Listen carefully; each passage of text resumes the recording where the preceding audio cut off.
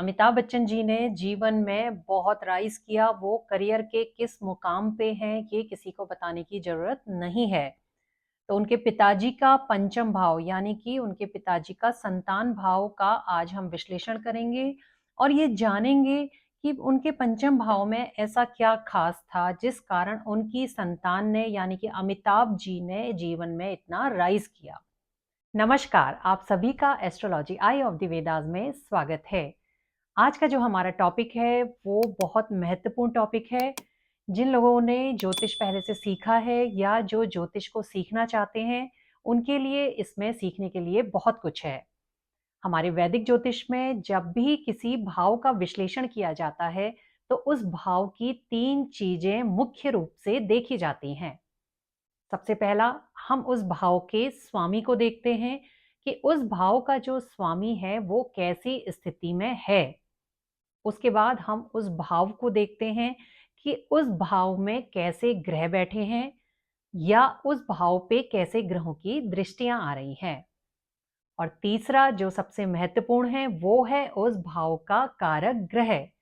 आखिर में हम भाव के कारक ग्रह की स्थिति को भी देखते हैं कि वो जन्मपत्री में कैसी स्थिति में है।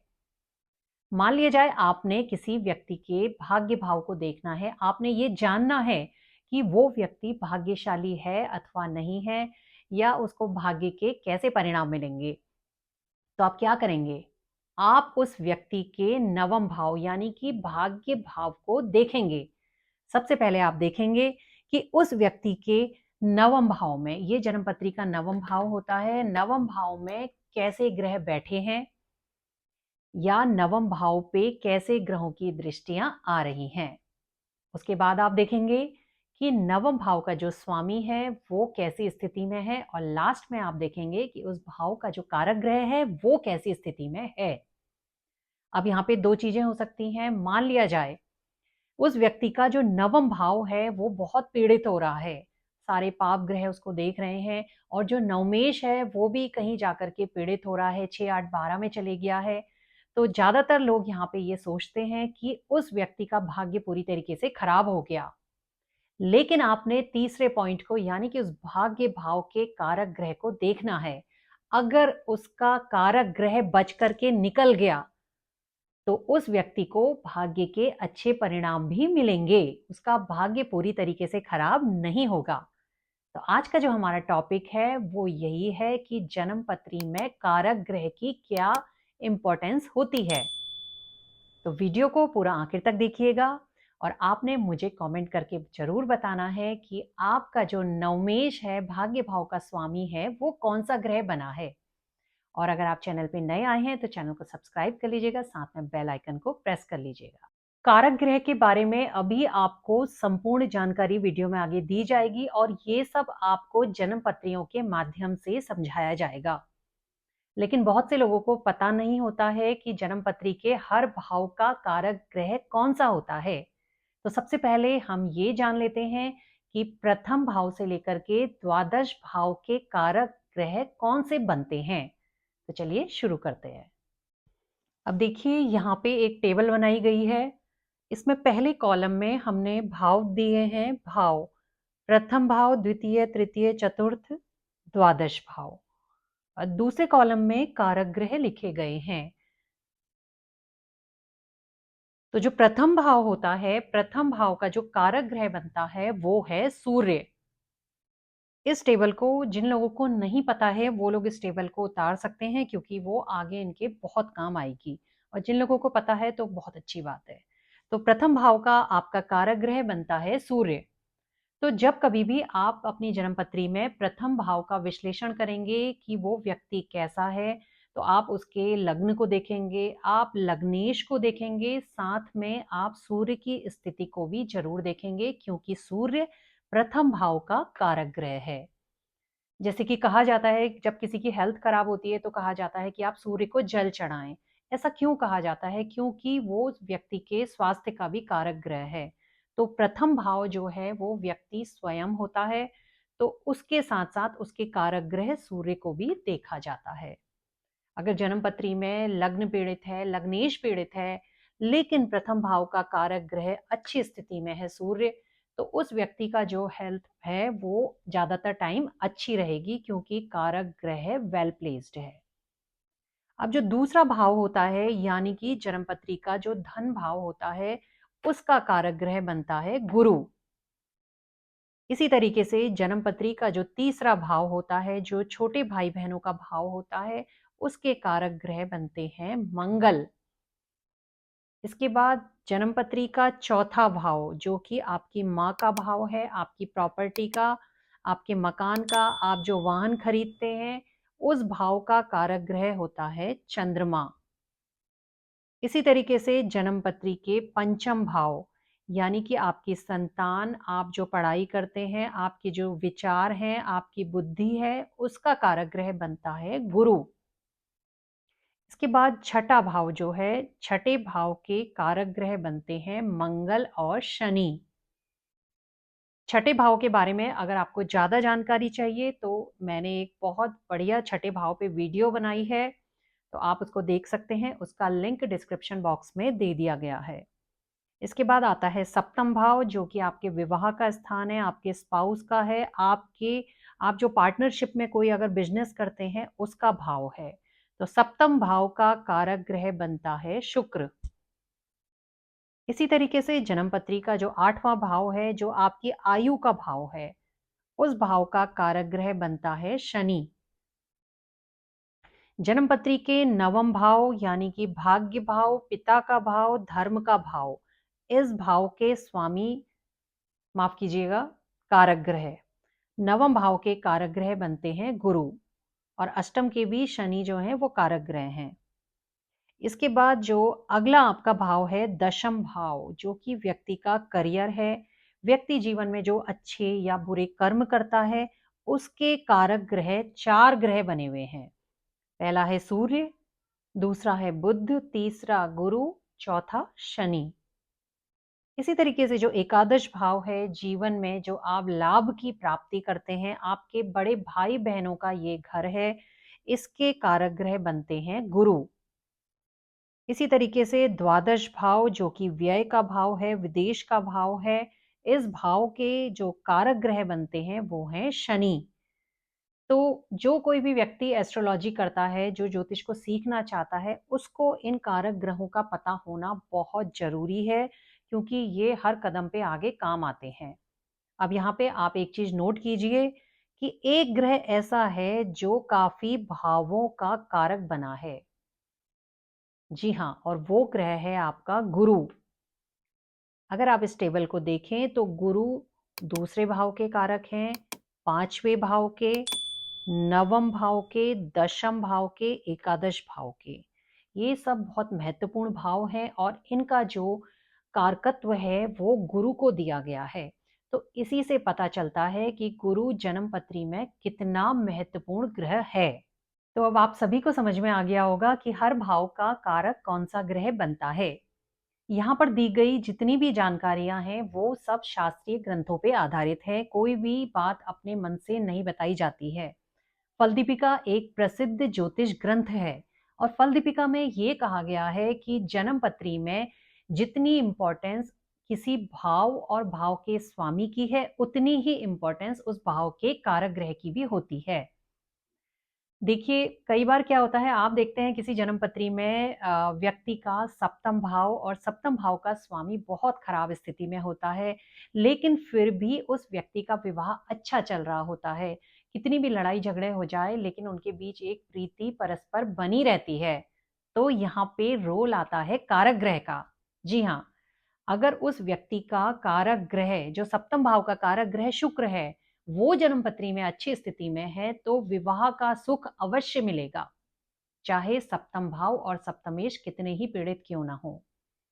अब यहीं पे मान लिया जाए उस व्यक्ति का सप्तम भाव और सप्तमेश बहुत अच्छी स्थिति में है, आपने देखा कि वहां पे शुभ प्रभाव आ रहा है, सब कुछ अच्छा है, सेवंथ लॉर्ड अच्छा है, सप्तम भाव अच्छा है, फिर भी उन लोगों के बीच में कई बार डाइवोर्स हो जाता है उनका, या अलग अलग रहते हैं, बहुत लड़ाई झगड़े होते हैं।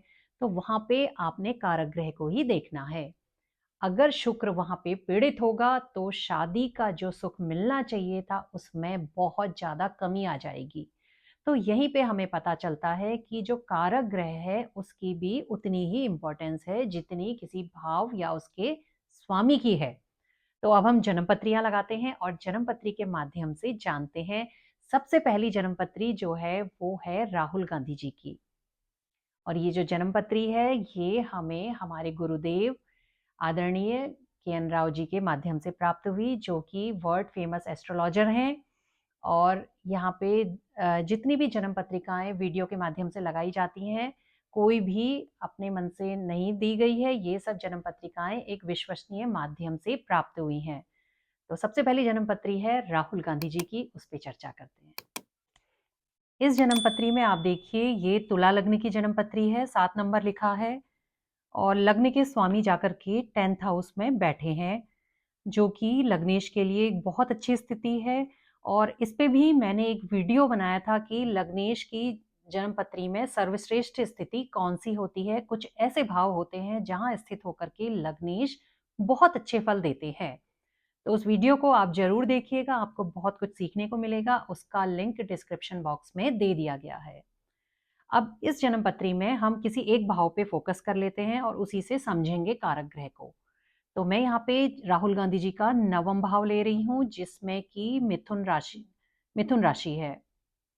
तो यहाँ पे आप देखिए, जो नवम भाव है, सबसे पहले हम नवम भाव की स्थिति को देखेंगे।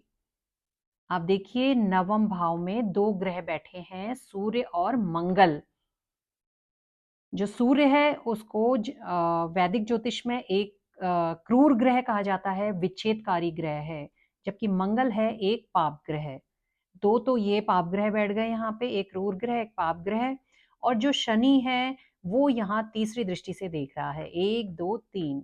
यानी कि जो आपका नवम भाव है इनका, वो 3 तरीके से पीड़ित है, तिहरा पीड़ित है। अब आप नवम भाव के स्वामी को देखिए। मिथुन राशि के जो स्वामी हैं, नवम भाव के जो स्वामी हैं, वो जाकर के 8वें भाव में बैठ गए हैं। अब 8वें भाव में बैठ करके आप देखिए, ये पाप कर्तरी में आ गए हैं। एक और इसके शनि है, एक और इसके मंगल है। और जो पाप कर्तरी में जो भी ग्रह या भाव आता है वो बहुत पीड़ित हो जाता है। तो यहाँ पे बुध भी दोहरा पीड़ित है। एक तो वो 8वें भाव में गया है, दूसरा वो पाप कर्तरी में है। तो आप देखिए, राहुल गांधी जी का नवम भाव यानी कि उनका भाग्य भाव और भाग्य भाव का स्वामी ग्रह दोनों ही पीड़ित हैं बहुत ज्यादा। ये तिहरा पीड़ित है और ये दोहरा पीड़ित है। लेकिन आपने देखा कि उनको तो भाग्य के अच्छे रिजल्ट मिले। उनके भाग्य ने जो है, भाग्य के बल पे ही वो एक राजा के समान है। तो क्या चीज है ऐसी जो जिसने उन्हें ये सब दिया? पहली चीज तो मैंने आपको बताई थी कि लग्नेश जो है वो 10th भाव में बैठा है, तो ये बहुत बली स्थिति है। दूसरा हमने जो देखना है सबसे इंपॉर्टेंट, जिसपे ये टॉपिक है, कारक ग्रह। नवम भाव का कारक ग्रह गुरु कहाँ बैठा है? आप देखिए जन्म पत्री में गुरु जाके बैठ गए हैं लग्न में। लग्न एक बली केंद्र भाव है। और ये गुरु लग्न में जब बैठते हैं तो ये दिग्बली हो जाते हैं। एक दिग्बल इन्हें प्राप्त होता है और एक दिग्बली ग्रह हमेशा एक उच्च के ग्रह के समान फल देता है। तो गुरु काफी बली हो गए हैं। ये जरूर है कि गुरु पे शनि की दृष्टि आ रही है, सिर्फ एक पाप दृष्टि है। जबकि यहाँ पे तिहरा पीड़ित था, ये दोहरा पीड़ित था। यहाँ पे सिर्फ एक पाप दृष्टि आ रही है, लेकिन गुरु काफी बली हैं। तो उनके नवम भाव का जो कारक ग्रह है वो एक बली स्थिति में है, जिस कारण भाग्य के सारे फल खराब नहीं हुए। उनके भाग्य ने उनका साथ भी दिया, शुभ परिणाम भी दिए।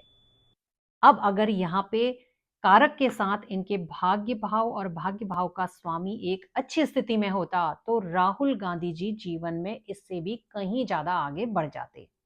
तो यहाँ पे आपने देखा कारक की कितनी ज्यादा इंपॉर्टेंस है।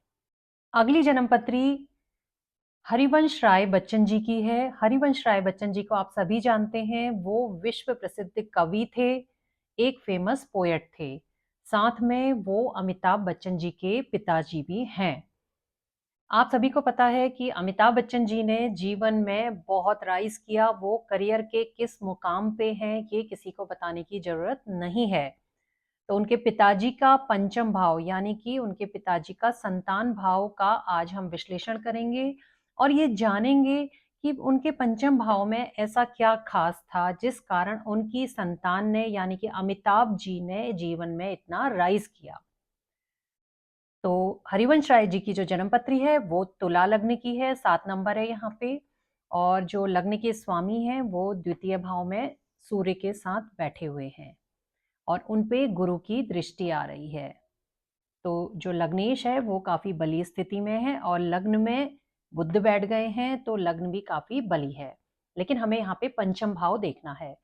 तो आप देखिए जो पंचम भाव है इनका, उसमें कुंभ राशि है और पंचम भाव का स्वामी शनि वहीं स्थित है।